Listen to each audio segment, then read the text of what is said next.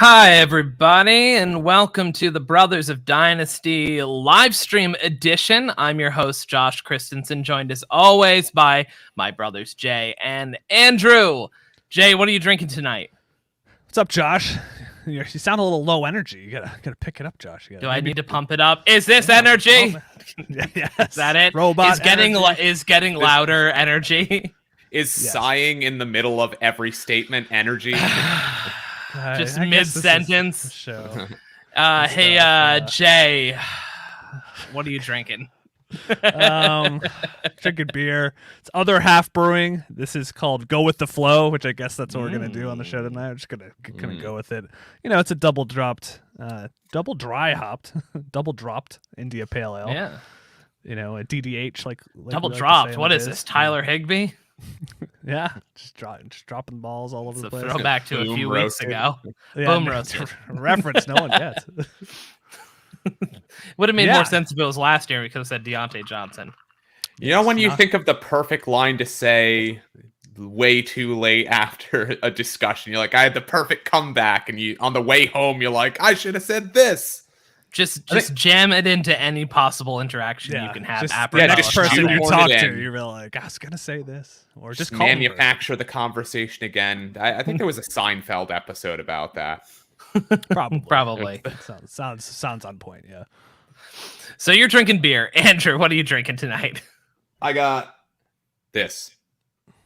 That's very tiny print. It is. I cannot read it. I got it. We can move on. It's fine. Lunch. It's lunch. Okay. Maine beer company. Yes. More Maine beers. Yeah, that's what I'm going with. A little bit of lunch. Yeah. We drink mainly beer on this episode. No, I would not. I would not like Josh, to know. You don't want to know what type of beer it is? No, not particularly. Whether it's an IPA. It's a triple dropped IPA. A triple drop. Triple dropped. Triple dropped. A triple dropped. Triple dropped. Just like Tyler Higbee, am I right? so right. So smooth. Nailed it. Crushed it. Well, let's just move on while we're ahead. Josh, what are you drinking?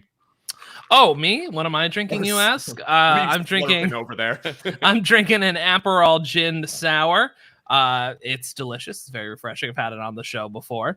No egg whites in this sour, although you could put it in there, and I probably will at some point.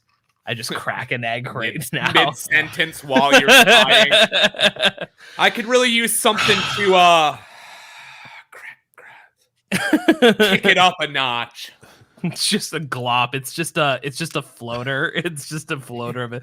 Egg white and egg yolk all in one. It's just all yolk. Didn't even separate it. I think everybody just signed off the live stream. I'm pretty sure everybody signed off the live stream, which is why we should get to some football for the evening.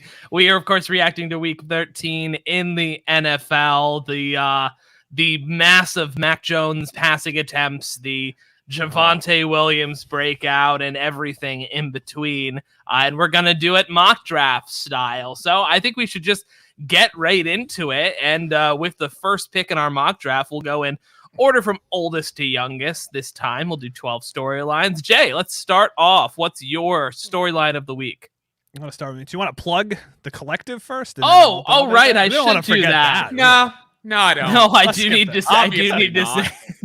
say that the Brothers of Dynasty are part of the Fantasy Football Collective network of podcasts. You can find the Fantasy Football Collective at FF_collective on Twitter for other great content and podcasts like the Fantasy Nightcap, the Fantasy Boardroom, and Collective Knowledge. That's at FF_collective, collective with a K, on Twitter. Check out that content. Now, back to our regularly scheduled programming.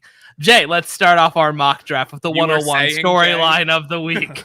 Welcome back to the Brothers of Dynasty After Dark.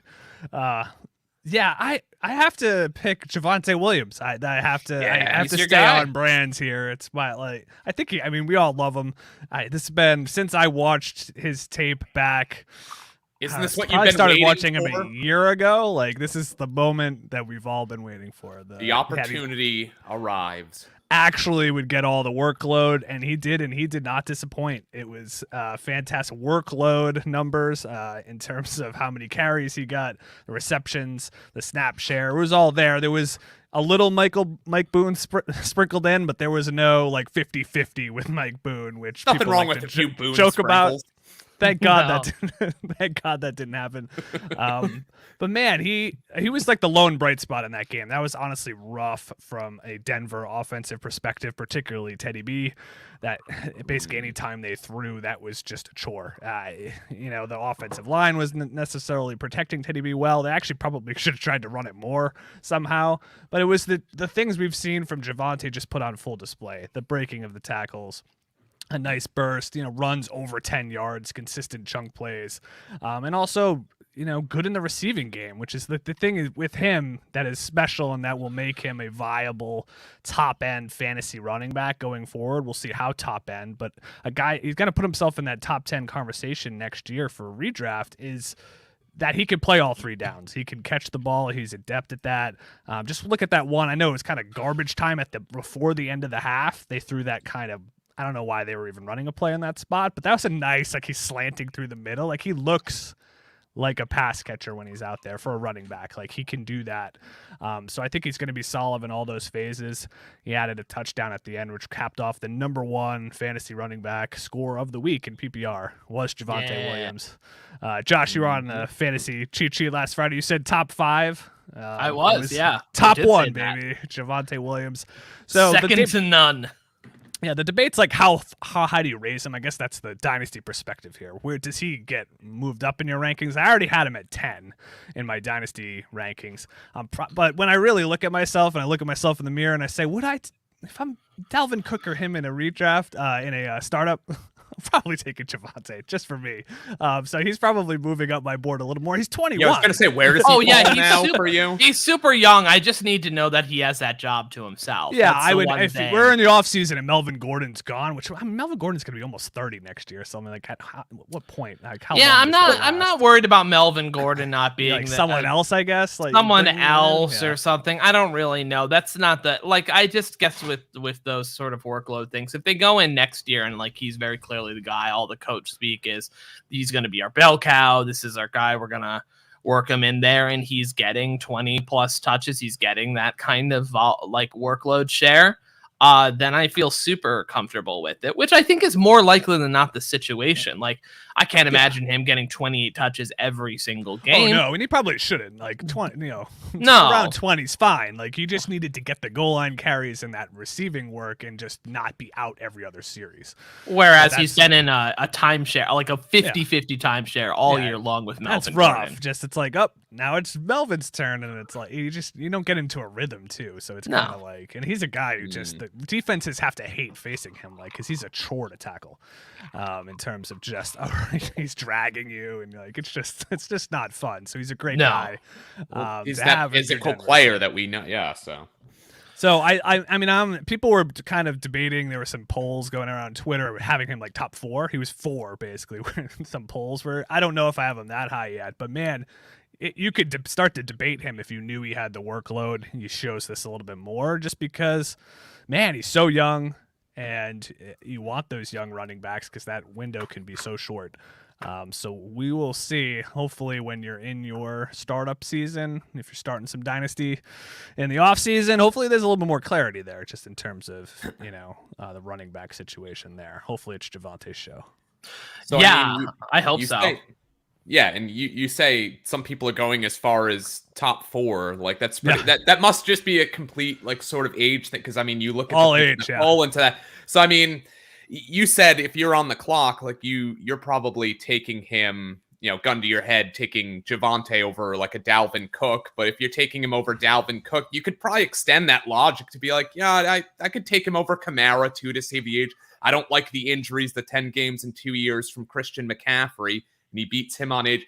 And then you're really just contending with like a Derrick Henry at the top, who you're like, I know that ultimate upside he gave, but he's been out.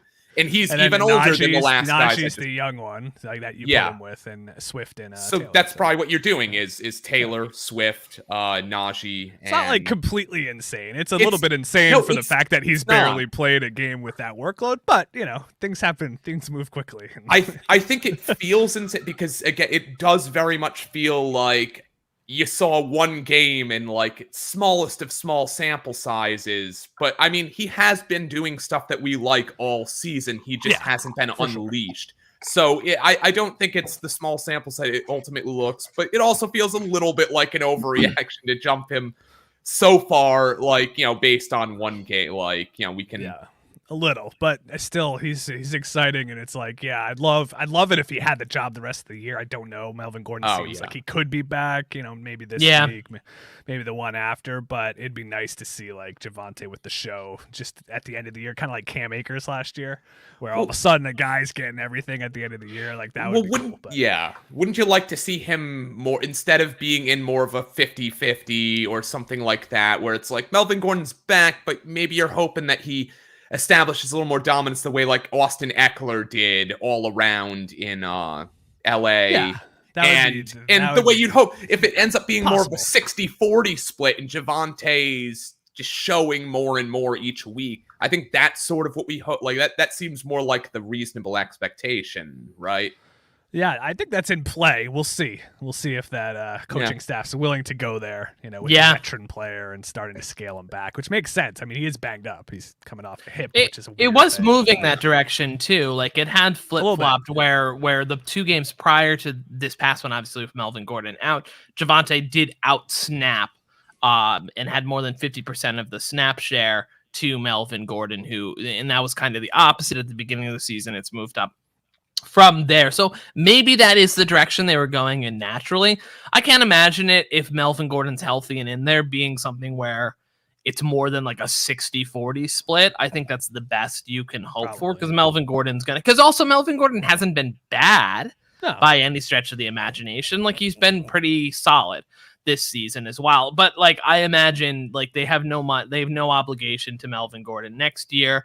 I can't imagine Melvin Gordon himself wanting to stay in what's probably going to be a timeshare. He can go somewhere else and be a lead back. Like we've gone through the teams. Like I think that's a possibility for Melvin Gordon to have one more shot at being the guy somewhere. Cause he seems like he's the same Melvin Gordon we've seen for a while. Like not the most efficient, but a solid, effective running back. So who can catch the ball too in his own right. He can play all 3 downs. Like he doesn't, and he's a guy who could definitely play. You don't need like a prolific running back necessarily. He's a guy who could fit on a team that wants to maybe have someone on the cheap if he's gonna.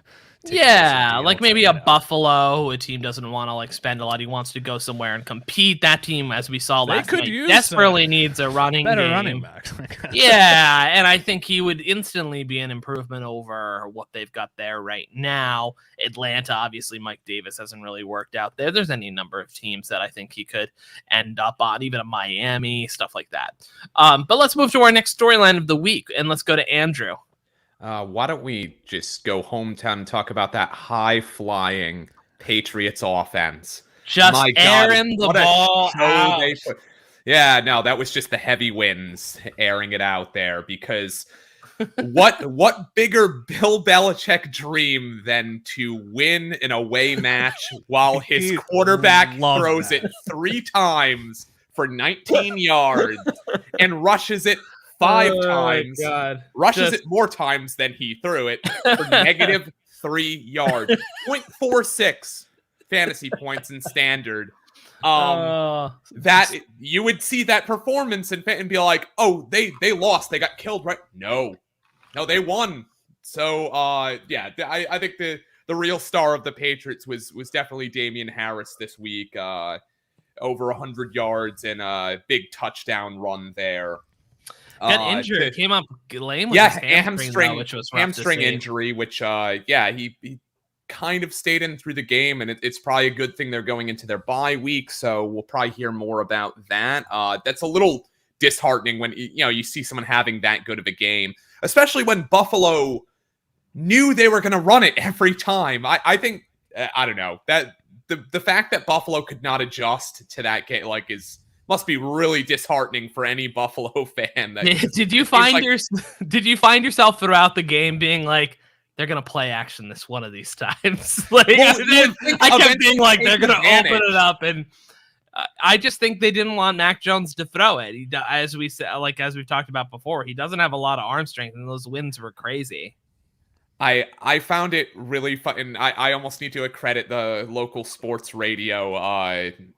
Ted Johnson on the Sports Hub put out the theory that because Mac Jones was doing all like the type of trademark stuff with like MJ10 and like whatever, that this was Bill Belichick's way of punishing him for getting too big for his britches. No way to prove that, but you know how Bill Belichick hates that like off the field distractions, and this was his message. Be like, no, we're gonna keep running it. You're gonna sit this game out. Yeah, and Allen threw it 30 times. Yeah. It's not that it was impossible to throw it, and he has a cannon though, and Mac's not necessarily known for his rocket arm. I mean, his arm's not terrible, but it's not. I mean, Josh Allen's is at a completely other level. I mean, of starting quarterbacks, it's probably one of the weakest over, like relatively speaking, weakest. Sure, yeah. It's just not his game, which is no. It's I mean, when he did throw it, there was one he threw. One of them, it was like it took like a minute to get, I think, to the receiver. It took a minute to get 7 yards to Nelson Aguilar. Yeah, basically. Still or John Smith.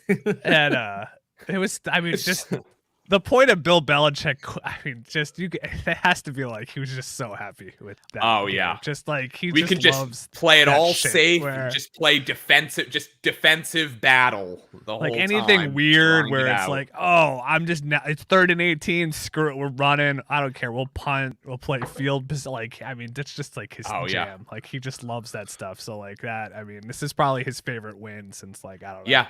This is the one that it's the article's up on the refrigerator. He is so proud of this box one. Score.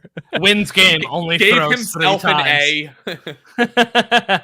I honestly, I think that, I mean, the fantasy takeaway for me, or the at least relevant for us, is that this is just like the most extreme example of, frankly, what's been happening with Mac Jones the entire season, and why, like, I think I've been saying pump the brakes a little bit on Mac Jones, because for sure they have not put him in any situation where he can make mistakes, whether it's just from the general buildup of the team. They have a dominant offensive line. They have a really good running game. They've got, good large catch radius guys in the passing game, particularly in Jonnu and Hunter Henry.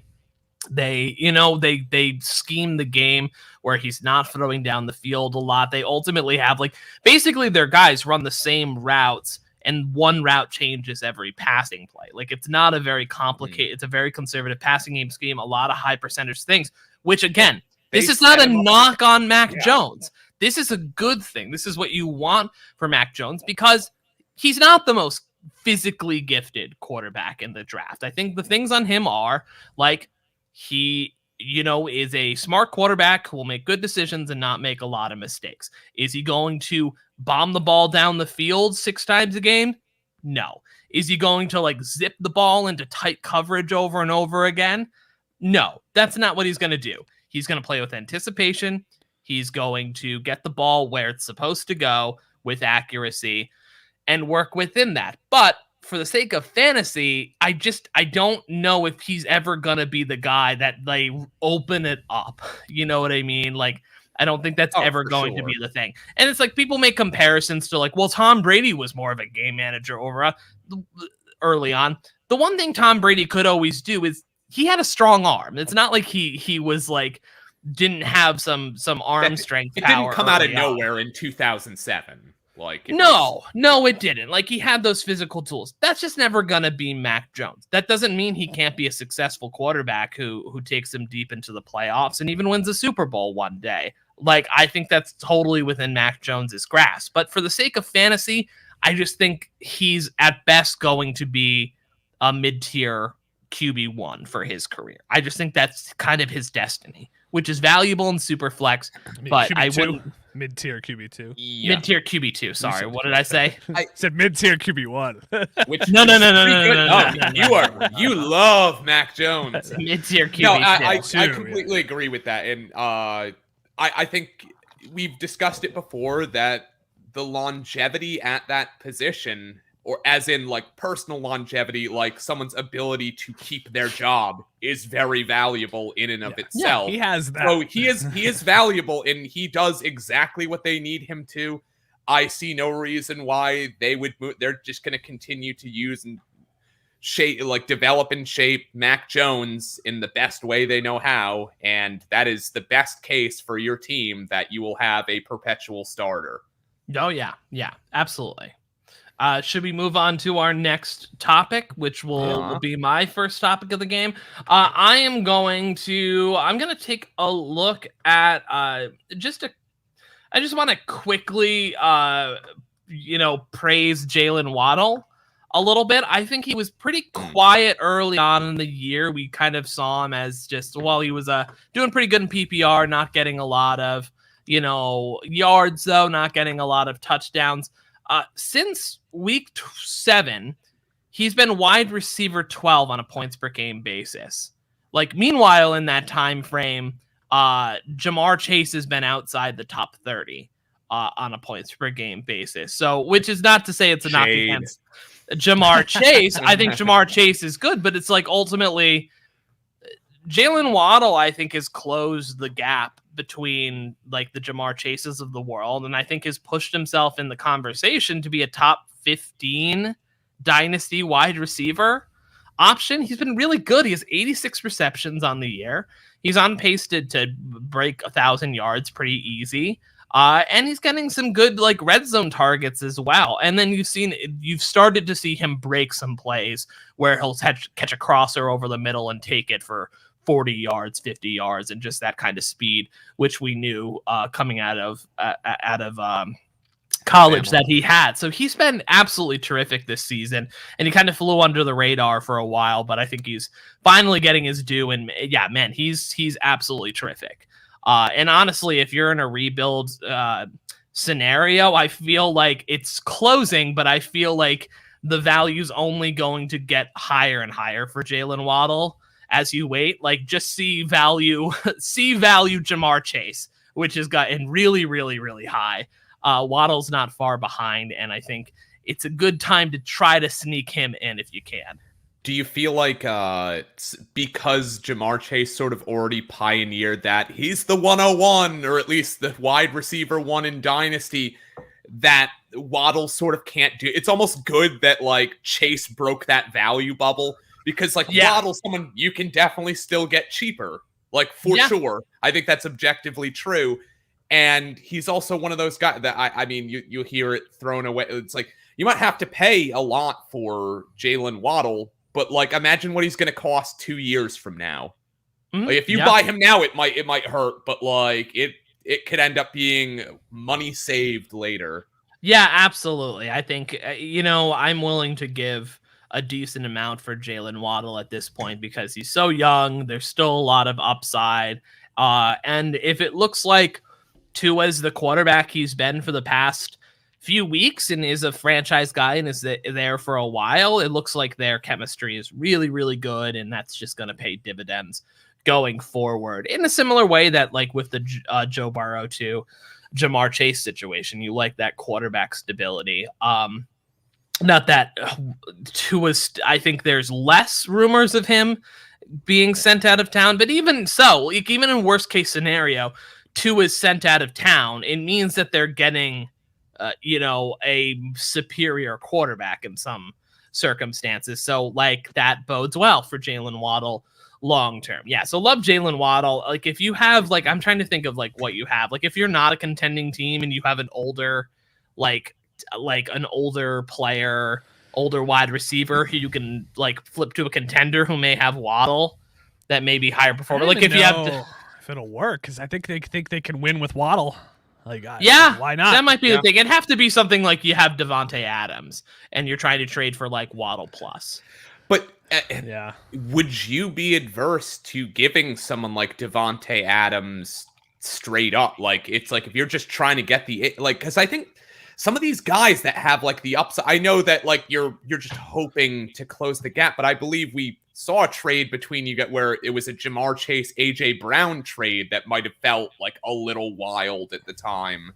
Yeah, that's really early on. too. And that was mostly a straight up trade. I mean, you could ask for some, but I think you might be out of the range where you could command a 1 on top of Waddle for Devontae Adams. I wouldn't. I mean, I would love to get something. So if you're like, I mean, that early on trade, which was before Jamar Chase broke out, was AJ Brown for Jamar Chase in a second. So it was a little something extra on top, but it wasn't it was close to straight up in terms of what that is. Yeah, I mean, I wouldn't say no if you really love Jalen Waddle and you think he fits your timetable a lot better. I wouldn't necessarily dismiss it offhand. I just I think I would push for something back in return. Maybe not a 1, maybe it's a pick swap, maybe you're getting a 1 back and giving up a 2 in that trade, or and I'm trying to even think of other players right now who I think would be good. I mean, the guy, if you're a win now team, or you're rebuilding and you say you have Cooper Kupp, which I think is probably not likely because Cooper Kupp's been so good this year, he's probably made most teams fairly competitive. But a guy like that who's such a win now, home run swing piece, maybe you can get something on top of there. Although I think Devontae Adams fits that too. Yeah, I guess it's getting tougher, but even so, even if honestly, if I'm a compete team, I'm probably trying to trade for Jalen Waddle too, because I think he can help you win right now. And in that circumstance, I would give up 2 firsts. Oh yeah. Yeah, no, I don't know why I hesitated. Yeah, cross-positional probably works better too if running, just someone needs a running back. That's probably more the possible trade, just because position scarcity. But I guess if you're a team who's rebuild team trading with a competing team, you can always use that leverage to try to get more on top. But I guess all I'm suggesting is if you want Waddle, it's I'd be open to not getting quite as much, because it's ultimately that's a player you're confident in. And I don't know that I need the security of a first on top of him. I'll take it if I can get it. That might be my opening offer, but I'm fully willing to negotiate down to a second or a pick swap or whatever you can get on there to kind of get the win. But I feel just getting Waddle is kind of the win. Yeah, I mean, he's been terrific, and obviously he's super young, so that kind of adds that bonus on top of there. Let's move to our next storyline of the week and go back to you, Jay. Yeah, let's keep it going with the wide receiver position, and a guy that's also vaulting himself into a similar conversation, maybe not quite to Waddle yet, but Elijah Moore, which was another guy that we really liked, obviously. I think Andrew had him the highest, although we really had him in that tier. We had him in that tier of Bateman, Moore, and Moore. That was kind of the tier. And I think he's solidified himself probably right near that top tier. He's broken away from the other two for sure. Going to, if you just look at basically from week 7 on, basically, which is when he kind of came on, he ranks 9th in PPR in average points per game. Had 3 wide receiver 1 position finishes in that time. So he's crushing it from that perspective. Some big weeks where he's scored lots of points, close to 30 points, 27, 28. He had another good week this week. And with all different quarterbacks, this is a guy who has had to play with Joe Flacco, Mike White, and Zach Wilson. He finally had a good game with Zach Wilson this week, which is obviously what you want to see because that's his quarterback going forward.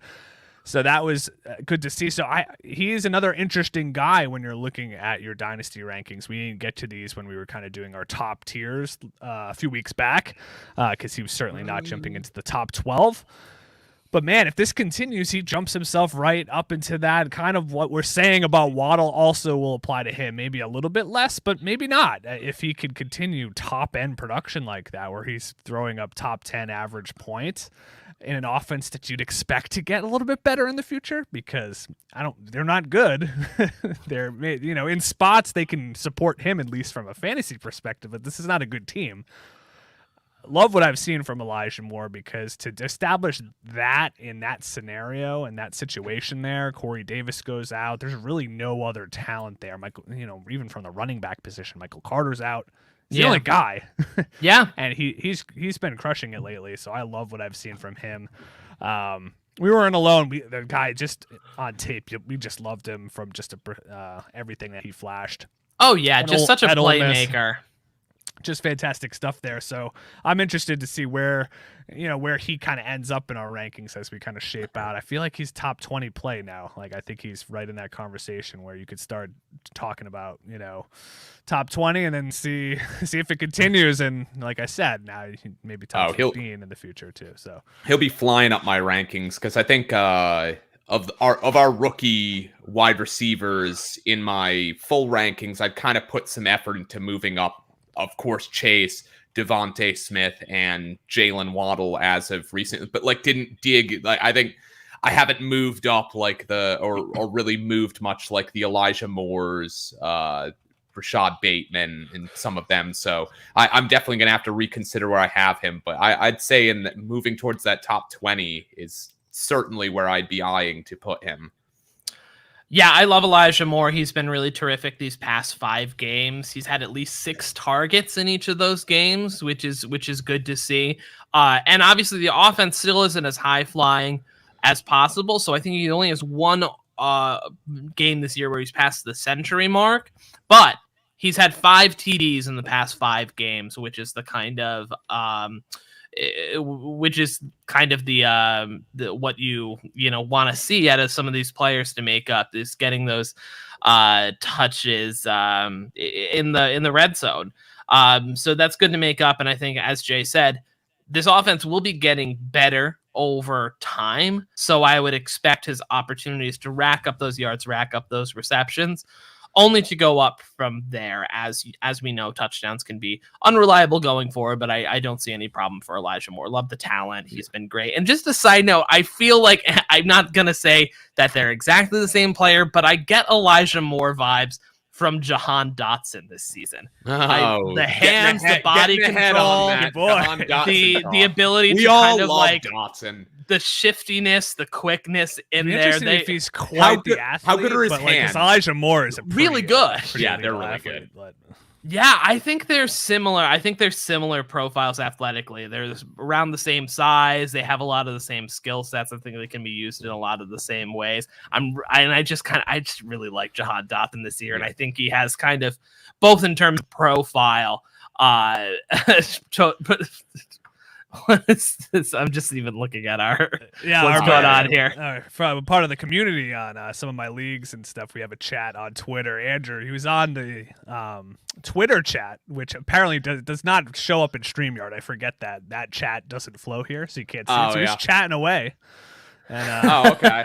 No one saw it. Chatting into the void. Just it's a problem. You got to get on the YouTube. Never there. happened. If you want to chat on us. So yeah, party time. I just started saying ding, ding. You can chat all over. I forget that. I don't know why StreamYard. Come on, fix that StreamYard. Come on. Programmers, get where you at? on it. StreamYard. But also, I would second your point with Elijah Moore, that with multiple quarterbacks, he's gotten it done. I always like to see that a receiver can be quarterback proof. It's one of the things that we gave, talking about Debo earlier, where it's it seemed like, whether it was Garoppolo or Trey Lance throwing, he was doing good. And then historically, guys like DeAndre Hopkins seemed to do well. It didn't seem whatever bad quarterback was throwing to him in Houston up until Deshaun Watson was playing. It's he seemed to do well and have success with all of them. Goes to Arizona, continues to do well with Kyler Murray, and it's just these guys that are good. Good players just seem to thrive no matter what the situation around them is, and I think we'd agree that the New York Jets situation is not ideal for fantasy success. So to see him sort of thriving regardless is just huge. Yeah, definitely good to see when that happens. Let's move on to our next storyline, which is staying with you, Andrew. Oh, it's me. Oh, geez, I wasn't even planning on that. I was just going to. Why don't? Well, I saw that Dad had commented about Cooper Kupp earlier, so I'll kind of just throw that up. Dad just wants to talk about his players. Yeah. Well, I'll kind of split that between him and Taylor, just being those guys up top as our top fantasy guys through week 13. They're real close together in standard at 308 and 304 points respectively. But yeah, Cooper Kupp, it looks like fourth player in history to reach 100 receptions in 12 games.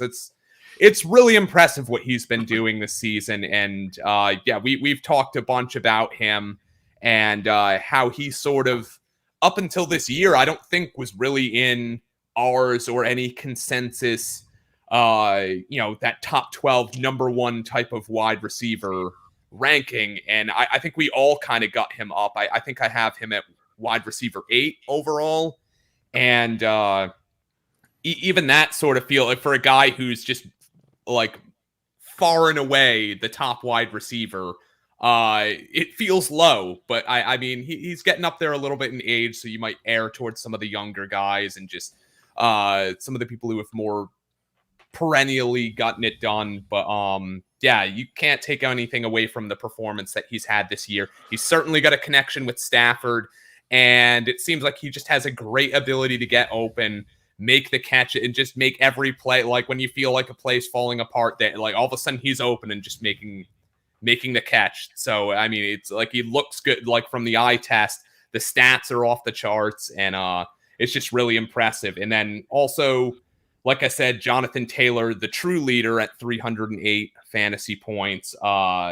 He's just crushing it this year, and you're hearing the comps to him just equaling a LaDainian Tomlinson-like season.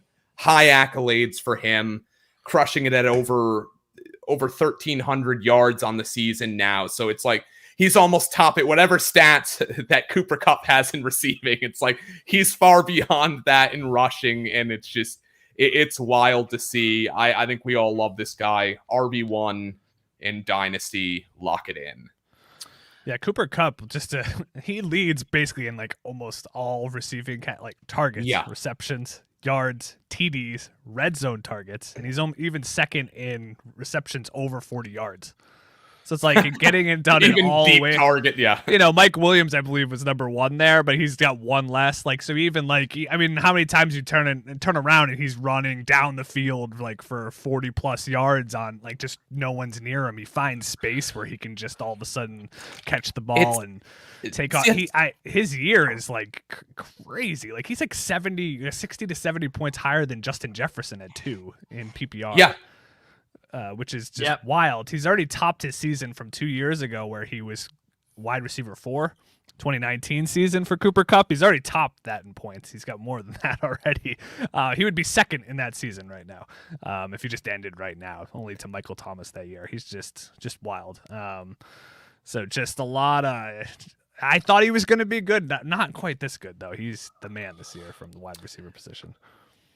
Yeah, and I don't know what you guys think of the question that just came up in the chat. Yeah, I was just gonna throw this up. So for the people listening on the podcast stream later, we have a question that says, I know I'm about to ask a redraft question to a Dynasty group, but redraft 2022, Cooper Kupp is wide receiver blank. I mean, is he top 3? And then he lists Justin Jefferson, Tyreek Hill, Hopkins, Adams. It's definitely a 3 for me. He's top I think 3. I'd say 3. But there's part of me that has to consider. It's like, can you go? What changes about his situation next year? I mean, I know numbers feel unsustainable. 1 to 3, I think. I'm fine with any of the spots. I think it's a tier conversation ultimately, because like that's where Jefferson I come down and Tyreek. Hopkins I'd keep out, and Adams the Rodgers situation's too in flux right now, where I would just keep him out until I know where he's I'm trying to even think of this, if there's any other guys in redraft you'd put up there. I think kind of the rookie wall that Jamar Chase has hit has kind of maybe measured him a little bit redraft wise. I still think Dynasty he's a clear cut top 3, top 2. I think I probably would swap Justin Jefferson as the Dynasty wide receiver 1, but I have no problem with Cooper Kupp being wide receiver 1 next year if you take him. I mean, just look at what he's done this year, and his situation doesn't seem to change.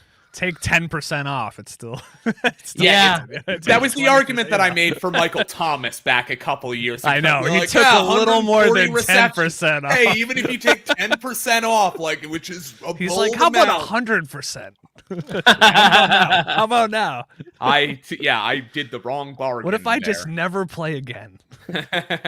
That's it. Yeah, barring just a complete apocalypse on a player, like what happened to Michael. Man, that was definitely an apocalypse. Or Antonio Brown for that match. Just these guys that just something. At least Brown did it for like 6 years straight. He was like the #1 receiver. So at least you had that. Yeah. Michael Thomas did one, and he's like, "Peace out, guys." Yeah, it's like I'm good.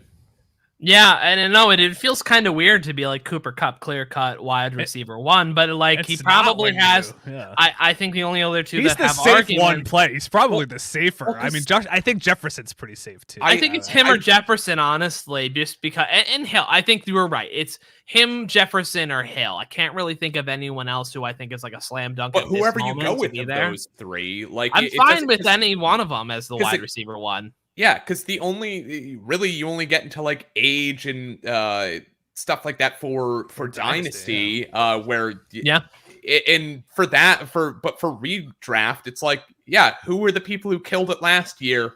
Oh, is their situation the same? Like, yeah, they'll probably continue to do well, barring a catastrophe.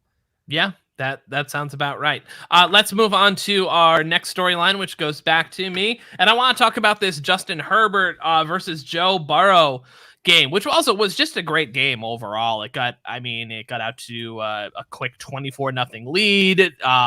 Then the Bengals came back, made it a 2-point game. There was some interesting defensive plays there. So a really entertaining game overall. But what I really want to focus in on a little bit is kind of the conjecture and stuff afterwards. And there was this kind of take that I think was kind of led by Dan Orlovsky of ESPN and former NFL, backup quarterback fame, that basically he went out there and was like, I know the Chargers won, but Burrow was way better. Basically, it was like Burrow was way better in that game. He outplayed Herbert by a lot.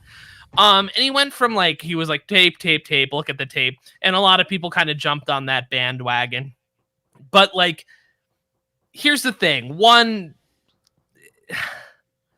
maybe I'm not saying Joe Burrow played bad in this game. This isn't even necessarily about who played bad, or I'm certainly not going to pretend I'm going to be the most intricate analysis of QB play from throws someone missed or didn't miss. But if you watch the game, I don't think most people would come out and say, oh, Burrow clearly outplayed Justin Herbert, because Justin Herbert was great in that game.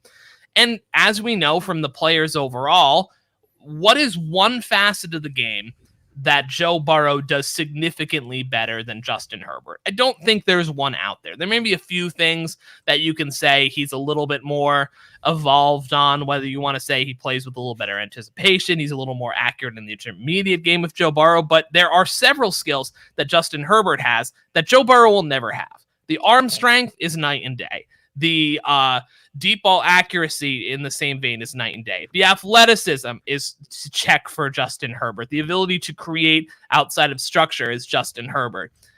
What I think it comes down to, and this is ultimately something that is a problem with fantasy analysis and NFL analysis of QBs overall, is the same thing that is a problem with how we value leaders in every other part of life. And it's a fallacy, and it's traditionally leadership roles that we want to see that Justin Herbert doesn't have. The guy who's boisterous, the guy who's loud, the guy who's in control, the guy who has grit. Think about this game with Joe Burrow. You see him yelling on the sideline, working through that pinky injury. If you didn't have those shots, I guarantee you none of those takes would happen, because the things that are valued in terms of his ability to play and why people are like, Joe Burrow played better, are because the narrative of him as a leader at the quarterback position is always going to be put over Justin Herbert's. But here's the thing.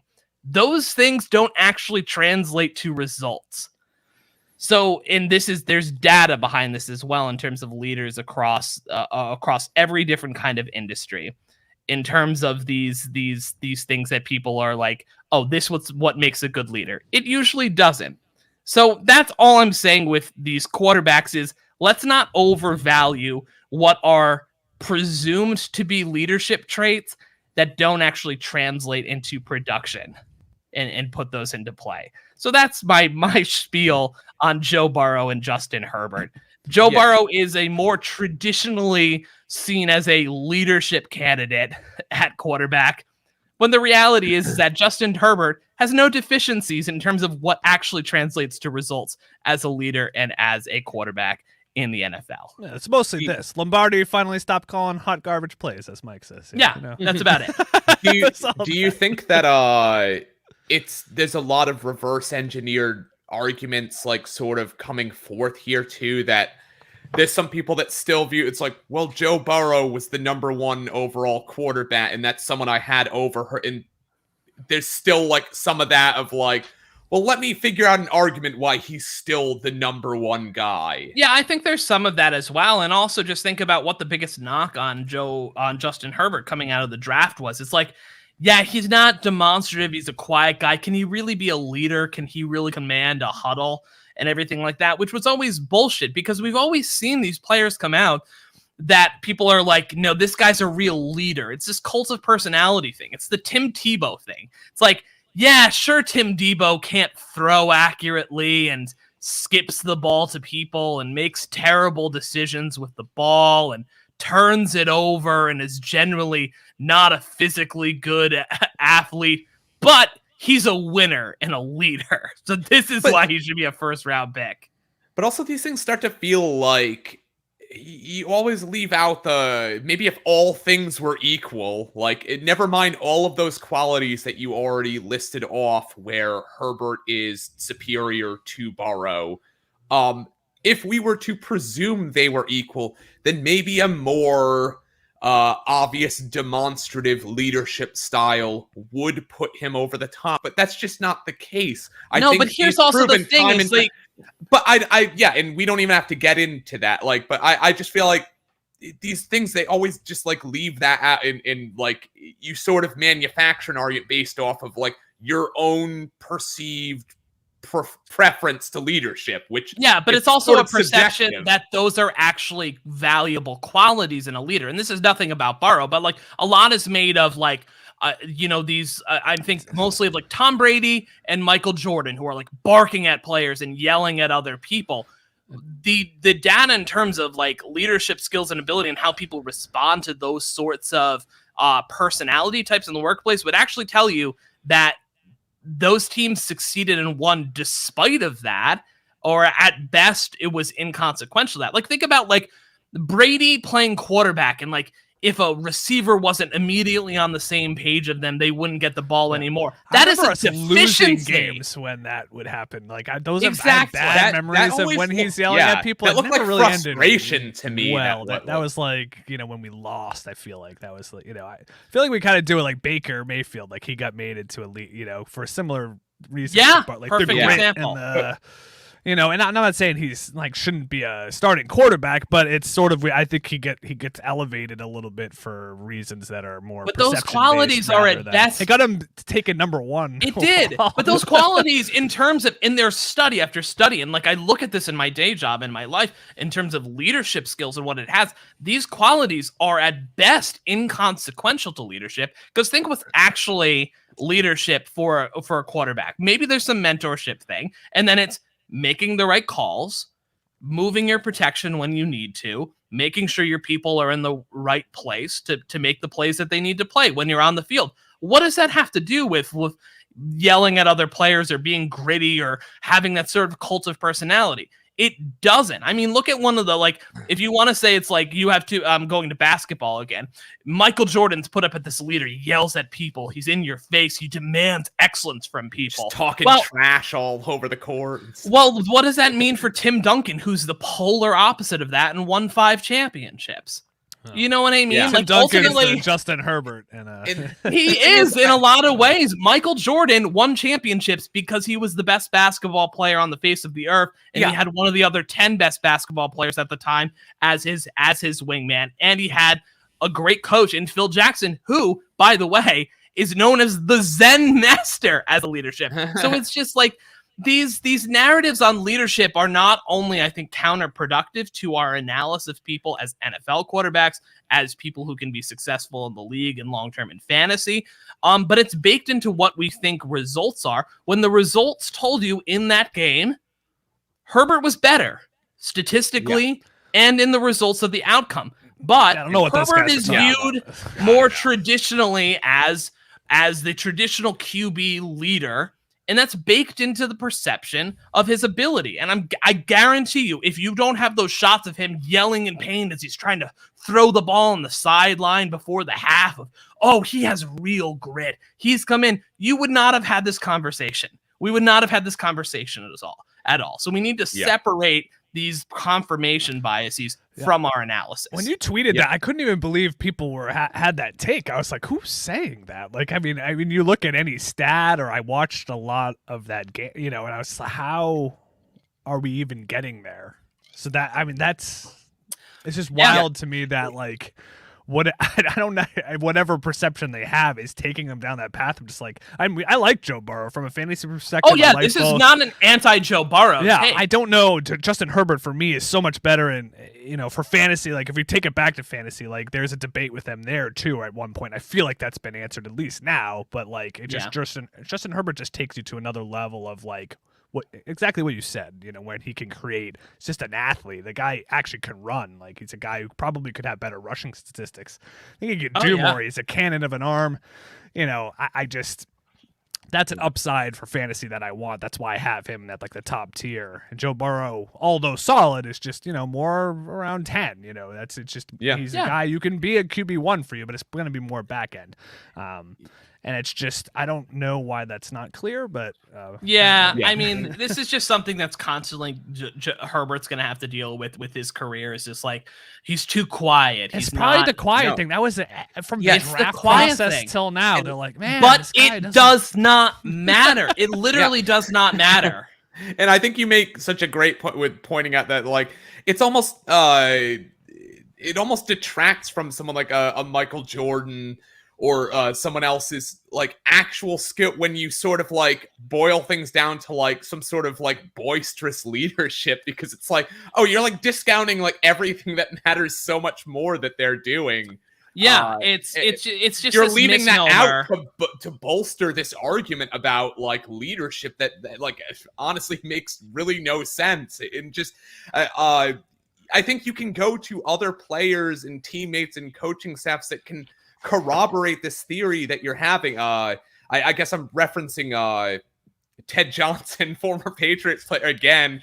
But he's talked about how there's a lot of coaches or players that are not liked when they come in trying to impose that type of like boisterous, like you need to earn, like they say, it's like you need to earn disciplinarian. They don't want the person that's coming in like with that like rah, like, yeah, I'm gonna start rallying the troops, like doing all this stuff. Like people don't actually really like, and you can easily turn people off being that like Dan Campbell-ish type of guy. Like it's like, oh, I'm gonna really like talk big and do these things, or like start like, yelling at players, trying to like just get everyone going. Like players don't like that. It's like you need to earn that respect first. You need to prove your ability first. That's where you establish your leadership, is like doing your job, properly establishing communication with your players, like getting that interpersonal connection and showing that you can meaningfully contribute to the team.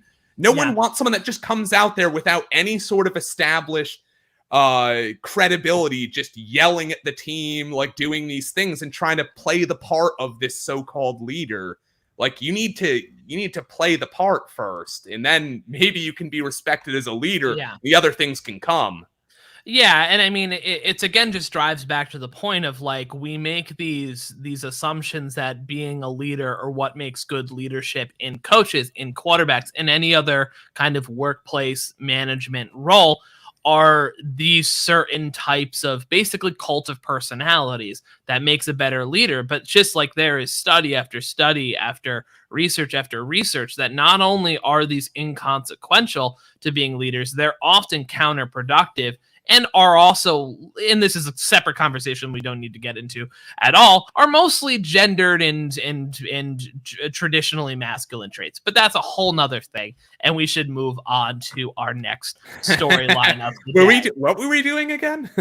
Yeah, I know. We got into a whole thing. Well, I do think it's important, particularly with quarterbacks, because we think about quarterbacks, and our view and analysis of quarterbacks is not only their technical play as players, but also we inextricably link their leadership qualities within their performance abilities. And there is a part of that is true, that like there are like you have to run that offense when you're on the field, and everything that happens afterwards. But we go in the wrong direction, and that's how we end up with Tim Tebow first round pick in the NFL. Let's go to Jay for our next storyline. That happened. That did happen, and it's solely because he's a winner and a leader. He sucked. He technically won in college. I mean, maybe he won in college. Get out of here. Anyways, Jay. Let's keep it going with another guy. I mean, this guy's just propped up because he can throw sidearm. I mean, what are we doing? Like at the Patrick Mahomes. Yeah. I mean, what are we doing with this guy? No, I'm just kidding. Patrick Mahomes, still a great quarterback, but we talked about him before. It was a few weeks back. Voiced our concerns. Things haven't really changed, though. I mean, like, let's look at since week 7. Numbers aren't great. Not so great. He's only one good game. Beat up on Las Vegas, right? Yeah, 22nd in average points, and you could bump him up to 20 if you get rid of Geno Smith or whoever else. Mason Rudolph. Well, maybe you should keep those guys in there because his average doesn't come out over those guys in 1 to 2 games. But put him around 20. Since week 7, which is about where we were talking about him before, where we were a little concerned, he only had that one good game, like you said, Andrew, 36 points. The other totals, 10 points, 15, 10, 10, and 13. Not what you were expecting from Mahomes this year. I have some teams, I think, in a couple of the charity leagues that we joined. I had him as my quarterback. Those teams did not make the playoffs, I will tell you. It wasn't solely because of Mahomes, but a good Mahomes year probably would have helped me. It's definitely tailed off, especially recently. The other thing that's a little concerning is his accuracy has gone down. If I look at his completion percentage, just regular completion percentage over that span as well, he's been under 60% 3 times, and one of those was barely 60%. So just from an accuracy perspective, he's just been less. If you watch that Denver game where Teddy B was like, just win this game. I'm not going to be able to throw the ball at all, take the game. Mahomes just couldn't string together drives. I mean, they really could have won that game handily, but really it was the defense that really won that game. And Mahomes did just enough. He wasn't accurate at all. He wasn't really that good in that game. There were some tough drops too. Yeah, there were some drops, but there was also some where he threw it behind a couple of guys. Yeah. There were some that were off. Tyreek did have a drop, but it just hasn't been on. I don't know what it is. Something happened this year where some more interceptions started happening on some of the throws he used to hit. Maybe some of those jump balls he would throw up, and then all of a sudden, lately it's just been a lot harder for him to get his team into the end zone and also to get fantasy points and also to just be a little bit more accurate, which he was more accurate before. I don't know what it is, but does it waver your thoughts? I mean, we were kind of debating him. I had moved him down to 2 Dynasty QB rankings. Are you starting to waver as well? Or are you still holding steadfast at 1 because he's safe? Or is this play starting to concern you even more? I think I know who mine and Josh's QB1 is. It's Justin Herbert. Justin Herbert in that same span of Herbert time over Mahomes, actually. Since week 7, who's been the QB1 in fantasy? It's been Justin Herbert. You want to know who's almost QB1 on the... I was looking at it earlier. He is within like 4 points of Brady right now at QB3, within maybe 0.1 points of Josh Allen. So that preseason prediction of Justin Herbert number 1 quarterback in 2021 seemed like a hot take, but I jumped on that bandwagon with you, Josh, and I'm not. Yeah, I know that was me. I did make that take. I also added the caveat that he'd be MVP of the league, but that's probably not going to happen. Did they factor in his fantasy performance? It's not. It's very wide open. So it's pretty wide open. I think it's either Brady or Kyler odds on at this point, and then Kyler didn't play 3 games. So yeah, I know. It's just very wide open. If Chargers finish the season strong and if they won out. If they won out, I think Herbert might be the guy because it is pretty wide open. Herbert missed 3. Kyler missed 3 games. Brady's had a couple dud-ish games, but is still leading the league. And they've all had dud games. Not one quarterback has been perfect. There's no clear-cut guy. There's no Rodgers last year was the clear-cut guy. Before that, Lamar was the guy, Patrick Mahomes. There was no question that they were going to win. This year, it's pretty wide open. I mean, even Jonathan Taylor has this chance. Yeah, there's other positions in play, which normally they're not really. But now Cooper Kupp's in play. I think he's been outstanding. I think he should get some votes. These guys that are having record-setting type years, it's it's in play, and that's I think the discussion almost becomes if there's a stalemate between the quarterbacks, none sort of goes to Mac Jones.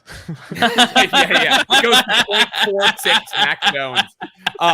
No, I think that's where you can open up for those other positions where it's hey, well, all these quarterbacks at the top, there's about 5 of them that were pretty much washed out at equal over the year. But this guy, Cooper Kupp or Jonathan Taylor, at their position, was by far the dominant outright leader. And I think that think when you take these quarterbacks away, these teams suffer. Do you just give it to Aaron Rodgers again? I mean, I know he's had a turbulent year, but you saw what happened when they went to Jordan. I know the value he brings here. It's oh my god, jeez.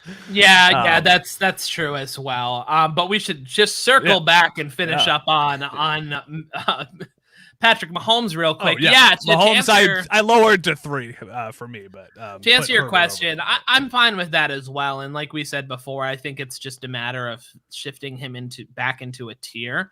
And I think it's a very clear tier with Patrick Mahomes, Justin Herbert, Josh Allen, and Kyler Murray. I think that's the tier for right now. And honestly, but this is a pretty decent sample size with Patrick Mahomes, where he's kind of fallen back into that pack. And if this continues through the end of the year, it really hasn't been good. Like you said, Jay, he's optimistically speaking, if you take out the other QBs, QB 20 over the past 6 games that he's played.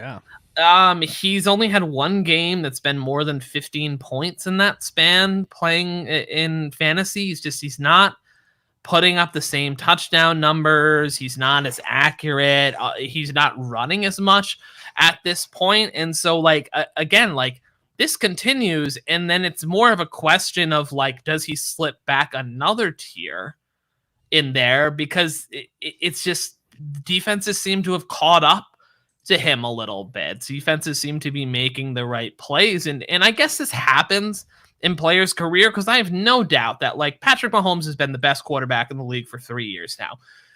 You're not telling me that every single team out there that wants to compete, particularly that's going to play him this year or has aspirations going to the Super Bowl, is not cramming tape of Patrick Mahomes and trying to find the best way to play him. The test for him now is going to be, can he evolve along with that offense and that offensive play calling to level up and beat that play calling, that cover 2 that's been playing and driving him crazy a lot of the season.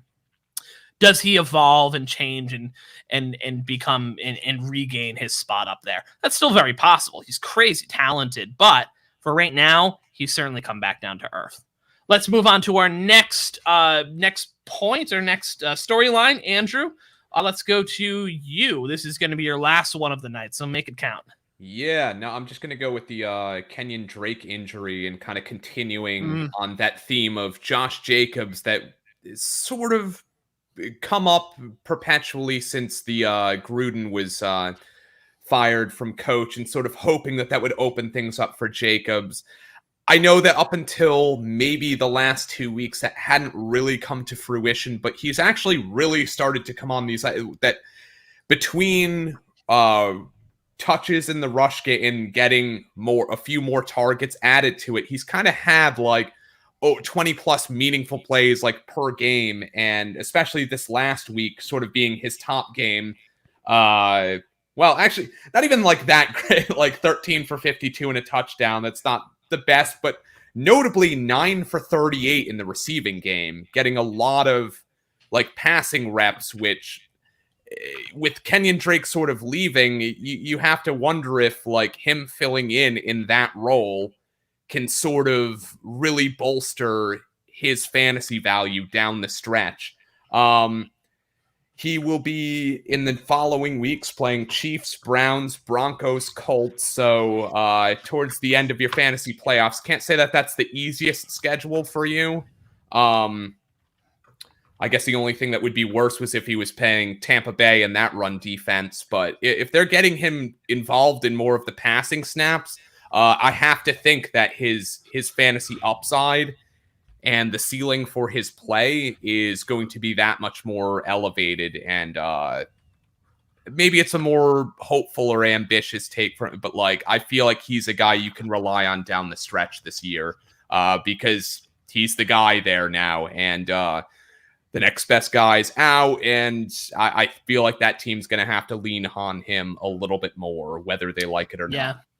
Yeah, I agree. Especially we're just looking for like warm bodies at running back at this point, and Jacobs is going to have a good share of the workload there. He's got a warm body. This guy, let me tell you about this. He has third target share since Gruden left. Since week 5 on, he is the third in target share at about 14%, but below Waller and Renfro. Yeah. So it's definitely where they were like, don't throw to Jacobs. I think that's what Gruden, how he coached. He was basically, don't throw to that guy. They have opened it up more, and it does seem he had 9 for 9 this past week. No Drake. This guy not bad in the playoffs here. This could be Jacobs. Could be a little bit if you're in the playoffs with Josh Jacobs. He could be a little bit of a difference maker. There's some running backs. This is when you want players to come on. Rounding into form. Yeah. Antonio Gibson rounding into form in playoff time with maybe a little bit more of a clear thing there. Josh Jacobs, you've got some guys where like you've been waiting and now maybe they're going to help you. You got CEH back and going for Kansas. Yeah. Yeah, he's the man there. I do want to actually just bring up this comment real quick from Andrew saying, and this was a mission. I would include Lamar in that tier, that top tier. I was like, Kyler. Lamar is in the 5 tier. Yeah. I think that I'm fine with. I think you can make an argument for any of those guys up top. I mean, I think Josh. You mentioned Kyler, and I think me and Jay might have argued for Lamar over Kyler. Yeah, I think you can certainly make that. I think Lamar is definitely in that top 5 tier. He's had a rough couple of. I mean, I'd argue Dak in there too, but whatever. That's a weird week. Yeah, that's the Dak's been felt a little off since his injury, but Dak Prescott starting. I still overall love Dak Prescott, but I like Dak Prescott too, but I think he's clearly after that for me. I mean, it's just Dak goes into that tier with I think like Matthew Stafford, and Aaron. I think I guys who are like Aaron 10 Rodgers years old. there. Like I don't know. I got him with Tannehill, Brady, with Brady, Roethlisberger. with the retirees.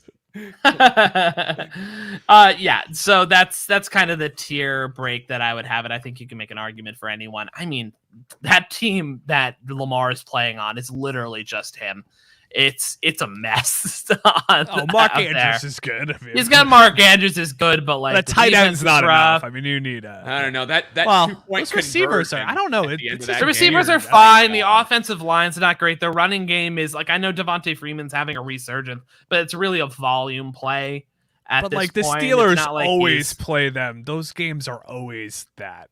I know. Fight out fast. Lamar's but they lost Marlon Humphreys. That's another thing included. I mean, the team as a whole has just been kind of. The team's not a great. Although they're in playoff positions and we're the number 1 seed because of Lamar essentially. But I mean, Lamar had the 4-pick night the other night. It's just been a little rough for the past few weeks. But nonetheless, Lamar Jackson is doing a lot with very little help on that team. And so he's certainly in that top 5. Let's move on. I'm going to put out one more topic for this week, and that is Jalen Hurts doesn't have anything to worry about. Right? He's good. Right? That's a little tongue-in-cheek. No, the answer for me is no. He doesn't have anything to worry about. It was the Jets. Hurts has been good to this point. I don't think Minshew's taking over that point, but Minshew did look good in that game, and He's got grit, are you man. telling me He's got like grit and he yells at players? Well, and that doesn't really matter. He threw like 7 again. This was the Jets. He was 20 of 25. He won that game. He made the offense look good. I think again, I've said this multiple times. He is the next Ryan Fitzpatrick. He is the best fantastic backup. He's a fantastic backup who can be a decent starter for you, a competent professional quarterback. And I think he probably should have a starting job somewhere next year, given the dearth of quarterbacks and a rough QB class coming in. But you're telling me that like you wouldn't want Gardner Minshew over Tyrod Taylor in Houston next year? You're telling me you wouldn't want Gardner Minshew over Pittsburgh? Darnold. Give me Pittsburgh. He could go to Pittsburgh. I mean, yeah, there are plenty of places he could go and start next year. We'll see how that all shakes out. But him and Mariota are like the two probably best backups in the league, right? I mean, that's probably the two. Unless I'm missing someone like the guys who will be on Jake the Fromm, move. Yes. No, it's definitely Mariota. I think probably deserves another chance. I mean, the Saints could be out there if Jameis Winston's not back to start the season. They don't feel confident with him. Minshew's down there, obviously. Jimmy Garoppolo will probably be on another team next year. He's pretty good. He's right in that same area. Yeah, he would be the best thing. Backup in the league if he was a backup. I mean, Jimmy Garoppolo would be the best backup in the league. He's a professional quarterback. I mean, he can. Yeah, but think of other teams that I think of teams that feel like they could probably compete if they even just had a slight upgrade at quarterback. I think of Denver. I think of Logan Woodside. I don't know if I've ever seen Logan Woodside throw a pass. I don't think I have. No, I don't think I have either. I'm sure he's great though. He's probably top 5, but not the top 10. Yeah, of course. But getting back to my point, and basically you have like Denver, you have Pittsburgh, you have I think there's one other team that I think you could see him on that's escaping me right now that I think I just mentioned, who probably thinks that they compete if they just have like slightly better quarterback play at this point. Plus some like places where you might need like a steward if Aaron Rodgers moves on and they don't feel like Jordan Love Green is Bay, the thing. for sure. Green Bay's a good one. Well, Seattle if Russ moves on. If those guys move like on, that opens up a spot. So it'll be interesting. Yeah, because when you think of a team like Carolina, Giants, the Giants. The Giants could want to bring in, they could want to basically do what they did with what was done with Drew Lock this past year, bring in like real competition to make it an actual quarterback. I think there's going to be a few of those this year. Move on from Danny Dimes in New York. Yeah, that's not there. That's where Russell Wilson wants to go. I'm not completely sold Baker Mayfield's going to be in Cleveland. I mean, can you have a team with Baker and Gardner Minshew on it? No, you absolutely cannot. You cannot have those two people. I'm pretty sure that's in the collective bargaining agreement. Imagine the commercials they would make together. Oh God! Oh, that'd be terrible. I don't want to see perfect in the Home Depot commercials. Just real good. Yeah, I have no interest in Gardner Minshew as a person. One, it's just like stop having a haircut like you're a fucking the class clown in college. You're like in high school. No, it's just like it's something that's very high school. You can't make fun of his hair, Josh. We don't have any hair. So. Well, I know, but if I did have hair, I wouldn't do that bullshit. But I'm like, how straight-laced is this league that like someone with a mustache and a weird haircut, like it's just like, this is zany. This is so no, it's not. It's not that that's zany. I think there's other. I think there's other people who have more like eclectic styles that are interesting. Like I think you know what I mean in terms of like fashion sense or stuff like that. Like think about Cam Newton. Like Cam Newton has like an interesting fashion sense and aesthetic that is interesting. It's offbeat. It's different, but it's also like cool and sophisticated. Gardner Minshew's just doing something that's like that guy's a handlebar mustache and a mullet. Isn't that cool that you do in like podunk high school, like, type stuff? It's just it has the air of douchebaggery. That just rubs me the wrong way. The air of starting QB douchebaggery. That was a sweet jacket. I would it was a good jacket. I'll give him that. I'll give him that. I love a bomber. I think we should start to wrap up here. Is there any other? Let's just do some quick hits. Throw them out there. Other storylines. Did we even talk about Hurts there? I think we talked more about Minshew. I think we said he will keep it. He should keep his that job. Hurts is good. Nothing to worry about. Anyway, let's talk about the incredibly interesting Gardner Minshew. No, it is interesting from a dynasty perspective because I do think he's someone that you should have on a roster. Speaking as a majority owner of Gardner Minshew. Yeah, exactly. I own 51% of this company. Yeah, the Hurts thing that holds Hurts back is the fact that you're worried about his job long term. Like that's the thing with Hurts. Like which we always. It's just he still hasn't totally locked. No, he just needs to evolve in the passing game. Like the passing game, he struggles, and the running game has been good. He's done a little bit more in the passing game recently, but I think he's got enough to show that he's not going to lose his job to Gardner Minshew. I don't think by any stretch of the imagination. I would hope not. And then 3 weeks from now, we're like, so he lost his job to Gardner Minshew. I hope not. Well, after we had the conversation a few weeks ago about Jalen Hurts, we'd be like, you know what? He broke out. He did what we wanted. Like the week we praised him, like the very next week, he had like his worst week. It was like such a quick turnaround. Oh yeah. I'm just saying the timing was the timing perfect. Was good. That's how it usually works, though. You praise someone and then they shit the bed. I'm just saying over the next 3 weeks when Gardner Minshew maintains the job and we're like, what is going on? like Jalen Hurts has a healthy scratch or something. Like, what is this? I will riot. I will absolutely. We will see Josh's tweets. That's a good place to end it for tonight. Thanks so much for listening to today's episode of the Brothers of Dynasty. I'm your host, Josh Christensen. Thanks so much to both of my brothers, Jay and Andrew. Thank you, Jay. Thanks, Josh. If you want to check me out on Twitter, you can find me at JAYC_DFF. Nailed that Twitter handle there. You can also find me at goingfor2.com, writing there. Fantasy Cheat Sheet podcast Friday nights at 8:30 Eastern on the Going for Two Live network. So check out all of those things, and catch us here every Tuesday. And thank you, Andrew. Yeah, thank you, Josh. And you can find me at the Twitter handle on the screen or that I'm describing right now at DrewC_music. Yeah, this is for people listening afterward.